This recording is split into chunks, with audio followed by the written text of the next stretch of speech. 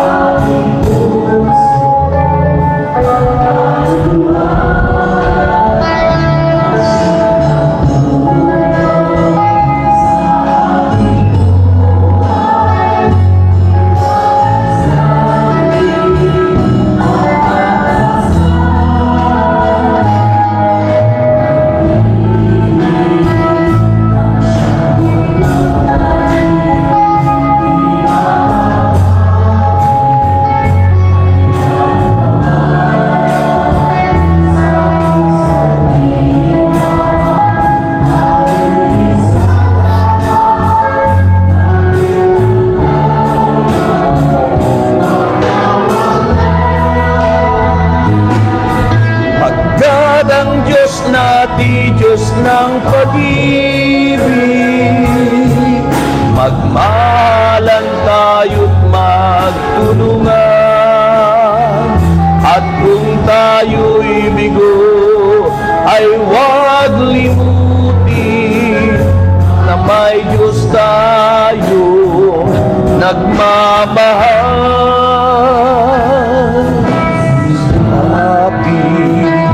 Sa ating ipabalita sa buong mundo, pag-ibig na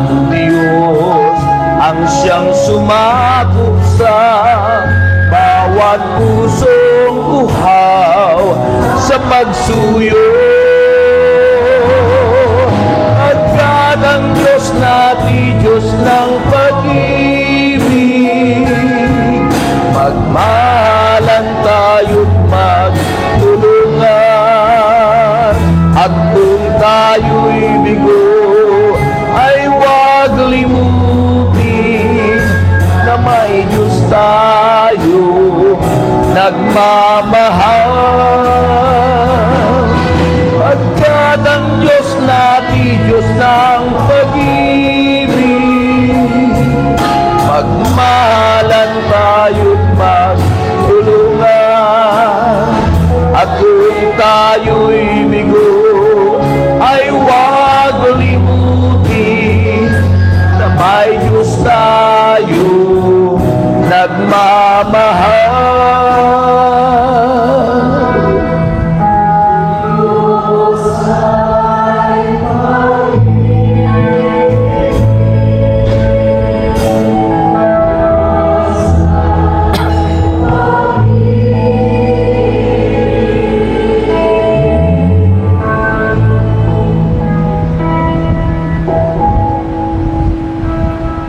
Kala ko mayroon pa. Diyos ay iba. Purihin po natin ang Diyos. Okay. Magandang gabi po sa inyong lahat. Yung pong lahat ng sumagot, answered prayer na. Yung hindi sumagot, uulitin ko po para makasagot sila. Magandang gabi po sa inyong lahat. At dahil kayong lahat ay sumagot, answered prayer kayong lahat. Our gospel is taken from Luke chapter 22, verses 14, then hanggang chapter 23, verse 56. Kung babasahin ko lahat ito, ubos na yung oras. This is the longest gospel na ito po ay dinadramatize kapag araw ng Palm Sunday. Kasi pang Sunday na po ito. Kaya po yan ay napakahaba. Ay ilang minuto na lang tayo, 20 minutes na lang. So kailangan po, alam nyo na lang po kung ano yung nais ng Diyos. Nakapaloob po sa gospel po natin ay ang pagtatatag ng banal na hapunan ng ating Panginoon Jesucristo mula sa verse 14 to 23. And then, ang pinakadakila, nagtatalo-talo ang mga alagad kung sino ang pinakadakila, verse 24 to 30, at ang pagkakaila ni San Pedro kay Kristo, verse 31 to 34, ang paghahanda sa darating na pagsubok kay Jesus, verse 35 to 38, at ang Panginoon ay nanalangin sa Gethsemane, verse 39 to 46, at ang pagdakip kay Jesus, verse 47 to 53, and then ikinaila ni San Pedro si Jesus, verse 54 to 62, and kinutya at binugbog si Jesus, verse 63 to 65, at sa harapan ng kataas-taasang hukuman o kapulungan ng mga Hudyo, iniharap si Jesus, verse 66 to 71, at sa harapan ni Pilato, chapter 23, verse 1 to 5, then sa harapan ni Herodes, verse 6 to 12 ng chapter 23, and then hinatulang mamatay si Jesus, chapter 23, verse 13 to 25, then ipinako sa krus si Jesus, chapter 23, verse 26 to 43, at ang pagkamatay ni Jesus, verse 44 to 49, and ang Panginoon ay inilibing, verse 50 to 56. Inilibing na po si Jesus, kaya uuwi na tayo. Makikiramay tayo sa ating pagninilay. This is the suffering servant, the passion of our Lord Jesus Christ, yung mga ginawa ni Kristo. Kaya po, napaganda, sabi po rito sa chapter 23, verse 53. Verse 56. Pagkatapos umuwi sila at naghanda ng mga pabango at mira, pagsapit ng araw ng pamamahinga, nangilin sila ayon sa kautusan. Ang mabuting balita ng ating kaligtasan. Taas po natin ang ating mga prayer request. Aba naming Diyos, basbasan niyo po ang mga prayer request na ito. Dalangin ko po, Panginoon, na ito po ay pagpalain. At naniniwala po kami, Panginoon, sa aming sama-samang panalangin, kaming lahat ay answered prayer na. Lord, pangako mo, ibabalik sa amin, siksik, liglig, umaapaw ang bawat alay at handog namin. Kaya naman ito po'y inaangkin na po namin sa pangalan ni Jesus. Ang lahat ay magsabi ng thank you, Lord. Dahan-dahang maupo habang kinukolekta ng ating mga collectors ang ating mga prayer request. Okay? Magandang gabi po muli. Magandang gabi po muli. Okay, so tulad na sabi ko, the passion of our Lord Jesus Christ. Diba? Madalas ang ating pagkilala, passion. Yung nag-aawitan, inaawit yung kasaysayan ng Panginoon. Ang passion o passion of our Lord Jesus Christ, ito po yung tinatawag na the Paschal Mystery. The Misterio Pascua. Pag sinabing Misterio Pascua, ito po ay yung ating pagtawid. Kasi sa Old Testament time, yung covenant kung saan pinalaya sila mula sa pagkaalipin sa Ehipto at silang lahat ay nakalaya, ang mga humahabol sa kanila ay nangalunod dahil nagtikom ang dagat nang ito'y mahati. Sa atin po, sa pagninilay natin ng salita ng Diyos in the Paschal Mystery of our Lord Jesus Christ, ito po yung ating pagtawid mula sa kasalanan tungo sa buhay na walang hanggan. Mahina. Di ba? Yung ginawa po ni Kristo, listen na, makinig na. Yung ginawa po ni Kristo na Paschal Mystery, inumpisahan niya sa pagtatatag ng banal na hapunan dahil yun po ang pinakadakilang pagpapadama ng Diyos ng kanyang pag-ibig sa atin. Mahina. Ha? Hindi na pagninilayan ng marami yung Eucharistia, pagtatatag ni Jesus ng banal na hapunan na sinasabi ni Kristo, do this in memory of me. Gawin nyo ito bilang pag-alala sa akin. Anong ibig sabihin po nun? Ito po'y nagpapakita ng sacrificial love. Yung ginawang sakripisyo ni Kristo upang ipadama ang kanyang pag-ibig sa atin, nag-iwan siya ng alaala. At ito'y ang Eucharistia, the Lord's Supper. Kaya nga sabi doon, habang ito'y lagi nating ginagawa, idinideklara natin ang pagpapakahirap ng ating Panginoon Jesucristo. Inaalala natin ang ginawa ni Jesus at nakamit natin ang kaligtasan at ang buhay na walang hanggan. Amen. So yun po ang importance of the Eucharist. Kapag ginagawa po natin lagi yun, ipinuproklama natin, idinideklara natin at inaalaala natin ang pagpapakahirap ng ating Panginoong Jesus. At ginawa ni Kristo yun para sa ating kaligtasan. Mahina. Sinasabi roon ng banal na aklat, the Last Supper message for us is the impending sacrifice of Jesus, the love of God for all of us. Ang pag-ibig ng Diyos para sa ating lahat. Grabe ang pag-ibig ng Panginoon. Kaya kung ito'y nauunawaan, pinapahalagahan ng bawat Kristiyano ang pagdaraos nito. Amen. Second message na isiparating ng Diyos sa atin ay the human weakness.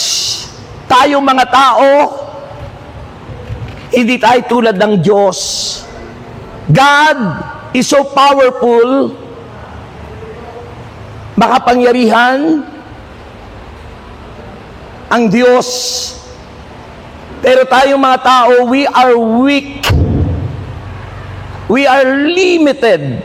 God is unlimited God. Ang Diyos ay walang hangganan. Ang Diyos is infinite. Hindi nakikita, walang katapusan, sapagat ang lahat ay nagmula sa Kanya. Ngunit ang tao ay mahina, limitado. Di natin maaabot ang kakanyahan ng Diyos. Pinakita po yun sa kahinaan ni Saint Peter ng kanyang itakwil, i-denied si Jesus, na si Jesus ay di niya kilala, na si Jesus ay di niya kasama. Pinagtaksilan ni Peter ang Panginoong Jesus. At yun din po tayo. Tayo ang larawan ni San Pedro na madalas magtaksil sa Panginoon. Mahina. Kailan mo pinagpapalit ang Diyos? Kailan nung nakaraang linggo nahuli ang babaeng nangangalo niya, walang pangalan, dahil ang babaeng yon ay tayong mga believers. The church is feminine. Babae ang simbahan, tayong lahat yun. Nahuli yung babae, nangangalo niya. Because we committed spiritual adultery. Pinagpapalit natin ang Diyos sa ibang Diyos. Yan ang madalas kasalanan natin. Dahil tayo mahina. Ano ang unang-unang pagkakasala ng mga Israelita noon, di ba? Gumawa sila ng Diyos-Diyosan, Goya. And then sinamba nila. Nagalit ang Diyos. Tayo ganun din. That's why we have so many time that we neglected time. Inabaliwala natin ang time para sa Diyos. Wala akong kausap. So tayo po bilang tao, marupok, kay daling lumimot. Diba si Peter, kinalimutan niya si Jesus. Sa Diyos na ang lahat, Siya ang nagdulot. Human weakness, Saint Peter denial, contrast with Jesus is steadfastness, sa verse 31 to 34. Kung ang tao'y marupok, madaling lumimot, si Kristo'y nananatiling tapat sa pag-ibig sa bawat sa atin. The steadfast love of the Lord never ceases. His mercies never come to an end. Hindi matatapos ang pag-ibig ng Diyos. Dahil sabi ng Panginoon, kahit tayo mahina't marupok at madaling lumimot sa Diyos, kailanman hindi nagbago ang kanyang pagmamahal sa atin. Mahal kita, basta't mahal kita. Iniisip nila ay hindi mahalaga. Mahal kita maging. Ayun, ang Diyos. Mahal niya tayo maging sino man tayo. Gaano man kalaki ang ating pagkakasala, gaano man katindi ang ating pagkakamali, hindi tinitingnan ng Diyos yun, kundi ang pag-ibig niya ay nananatiling tapat magpakailanman. Ikaw pa rin, Jesus. The third message, pangatlong mensahe sa gospel is injustice and redemption, Jesus' trials and death. Hindi po tama ang ginawa nila kay Jesus. Injustice yun. Walang kasalanan si Kristo. Hinatulan nila, pinako sa krus, hinamak, pinahiya, nakedness, totally pinahiya si Jesus. So that is injustice and redemption. Jesus' trials, death highlight human sin, yet fulfilled divine salvation. Sa kabila ng paghamak at ang ganong ginawa nila, ang kabayaran nito, tayong lahat ay tumanggap ng we are redeemed. We are redeemed, tinubos, we are justified, pinawalang sala, and we are saved because in Him, sa Kanya lang ang kaligtasan. Acts chapter 4 verse 12, na kay Kristo lang ang kaligtasan, walang ibang pangalang ibinigay sa silong ng langit sa ikaliligtas ng marami. And finally, the fourth message is humility and service. Kababaan ng loob at ang paglilingkod na ginawa ni Jesus. He came from heaven to earth as God. He became man, naging tao, nagpakababa, pinaglingkuran tayo. Diyos na naglingkod sa taong makasalanan. Iyong kababaan ng loob na dapat nating gayahin ay si Jesus. Bagamat siya Diyos, hindi nagpumilit na makapantay ng Diyos Ama. Hinubad niya ang kanyang pagka-Diyos, nagkatawang tao at nakipamayan sa atin. Iyan si Jesus na ginawa ang lahat dahil mahal kita. Di ba? Ang paglilingkod ni Kristo, Jesus is a model servant leadership. Model servant leadership. He humbled himself. He served. He came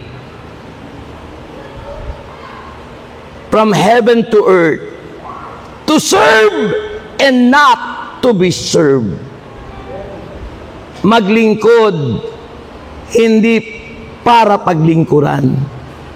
Dahil siya'y nagpakababa upang ipakita na ang Diyos ay Diyos na mapagmahal. So the whole gospel, this Sunday, up to chapter 23, the message is the sacrificial love of God, the human weaknesses by Saint Peter denial, the injustice, but the redemption in Jesus' trials and death, yet fulfilled divine salvation, and final message is humility and service. To conclude the gospel, ang conclusion po natin, this gospel underscores the culmination of Jesus' mission, blending sorrow with hope and emphasizing His role as the suffering Messiah. Di natin pwedeng ihiwalay ang sufferings. Hindi pwedeng ligaya lahat. Nandun pa rin ang pagtitiis. Tayo lagi nagtitiis, ano? Sa mga nagaganap sa mundo. But we believe and we know there is God na tutulong sa atin at magtataas sa atin. Tayo na kayong lahat. Tayo na kayong lahat. Sabihin mo ngayon, sa Panginoong Jesus lamang ako magtitiwala. Panginoong Jesus lamang ako magtitiwala. Raise up your hands. Ang bagal ng choir. Sa Panginoong Hesus tayo magtitiwala. Raise up your hands.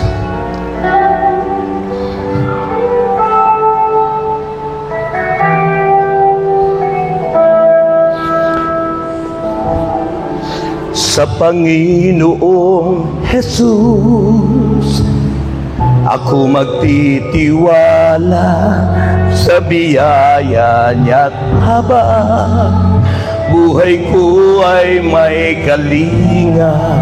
Sa pagsubok at lumbay, naroon siya't dumaramay.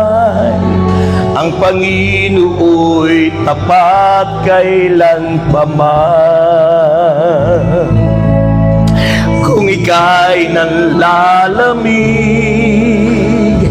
wala kang malapitan, at para bang ang daigdig sa'yo'y pinapasan. Alalahanin mo sana, minamahal ka niya. Ang Panginoo'y tapat kailan pa man. Sabay-sabay, biyaya niya't habag sa buhay ko'y sapat. Di man karapat-dapat na kuwa'y niligtas. Pangako niya'y di nag-iiba, di tulad ng iba. Ang Panginoo'y tapat kailan pa man. Biyaya niya't habag, biyaya niya't habag sa buhay ko'y sapat. Di man karapat-dapat na kuwa'y niligtas. Pangako niya'y di nag-iiba, di tulad ng iba. Ang Panginoo'y tapat kailan pa man. Ang Panginoo'y tapat kailan. Ang Panginoo'y tapat. Let's pause for a minute, mga kapatid. Lagay mo po ang inyong kamay sa iyong puso. Let's meditate the word that we've heard tonight. The word of God is powerful, alive and active. Dumadaloy sa ating puso, nagpapagaling, nagbibigay ng lakas at liwanag, nagbibigay sa atin ng kasiglahan. Meditate it day and night and take the power. Receive healing and deliverance. Tanggapin mo ang kagalingan mula sa salitang iyong tinanggap ngayon. The healing message of God is so powerful. It heals in your heart. Take it. Believe on it. There is healing happening in the name of Jesus Christ. Be healed. Be healed. Be healed. Be healed. Be healed. Be healed. Receive in Jesus' name. In Jesus' name. Tanggapin mo. Tanggapin mo. Tanggapin mo. Yes. Pangako niya'y di nag-iiba, di tulad ng iba. Ang Panginoo'y tapat kailan pa ba. Biyaya niya, biyaya niya't habag sa buhay ko'y sapat. Di man karapat-dapat na kuwa'y niligtas. Pangako niya'y di nag-iiba, di tulad ng iba. Ang Panginooy tapat kailanpaman. Ang Panginooy tapat kailanpaman. Ang Panginooy tapat kailanpaman. Ang Panginooy tapat. Ang Panginoon. Ama naming Diyos, basbasan mo po kami and covered us with your precious blood. Make us holy and worthy, Lord God. Take over always in our hearts, Lord God. Makes our heart as your temple, Lord God. And always you are welcome in the heart of your people.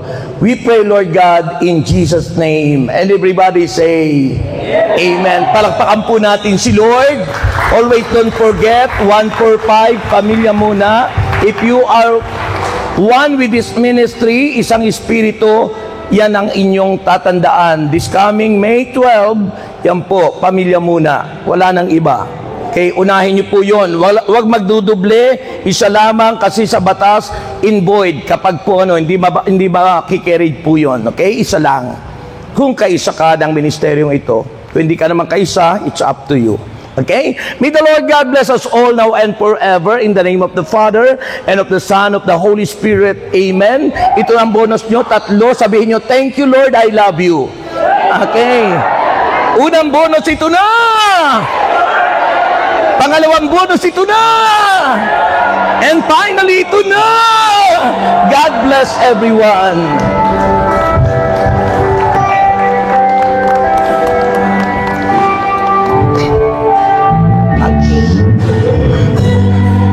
Thank you po. Thank you po. Thank you. Thank you. Touch. Touch. Touch. Touch. Touch. Touch.